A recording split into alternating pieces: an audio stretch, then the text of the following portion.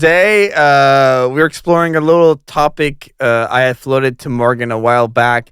We're exploring something very special, a musical dialogue between two beautiful works, Sigur Rós' album Tak from 2005 and Yoko Kanno's original score for Thank You No Terror. Why these two?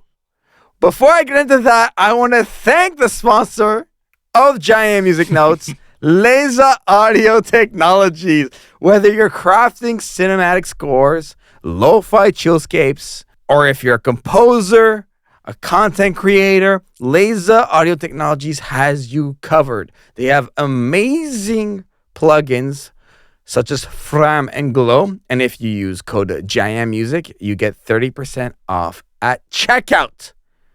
So, how do you connect the two? Let's before we, because I know there's like thematic connections between albums of Sigur Rós and everything, but before we go into that universe and everything, like Watanabe has spoken on Tak and Sigur Rós and the influence between these two that generated the idea for Terror and Resonance, and you can hear it in the soundtrack. So how, for beyond that, how do those two connect?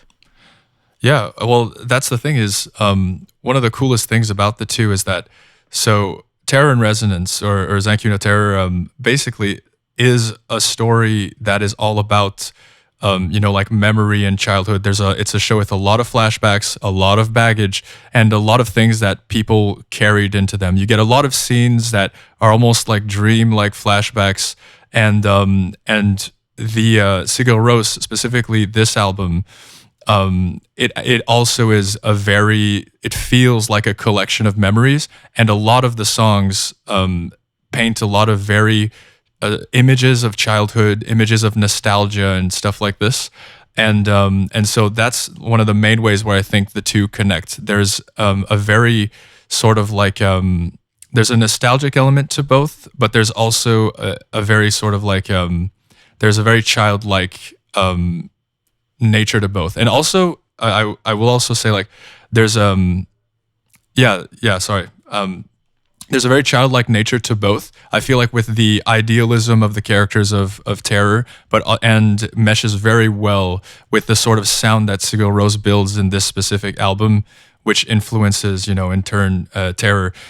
And so, yeah, I'd say that's the main thing, is like the sort of like playing with memories, playing with sort of like a childhood, like nostalgic lens is the main connection that you can get, like sonically and thematically from the two projects.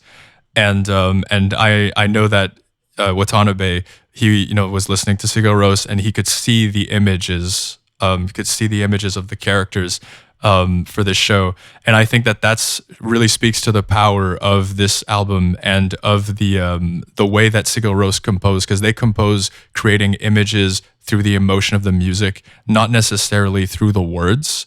And I think that's a power that really carries into Terror and Resonance, because a lot of Watanabe's work has music forward, and a lot of his work uses mood, and not necessarily having characters talk about how they're feeling and the thesis of what the character is, but more using the whole package, the visuals, the music, the sound, and everything to tell you a little bit more, right, about what you're supposed to be feeling beyond just having a character sit down and tell you, hey, this is my trauma, this is my baggage. And I feel like that sort of like storytelling, that imagery that Sigur Rós brings is something that comes into Yoko Kanno's work very much so in Terror. So and I think, like, when you listen to the soundtrack, from what I understood, like, this soundtrack was composed in Japan, recorded in Iceland, and there's like a similar air that is breathed between these two works. They both have like emotional desolation.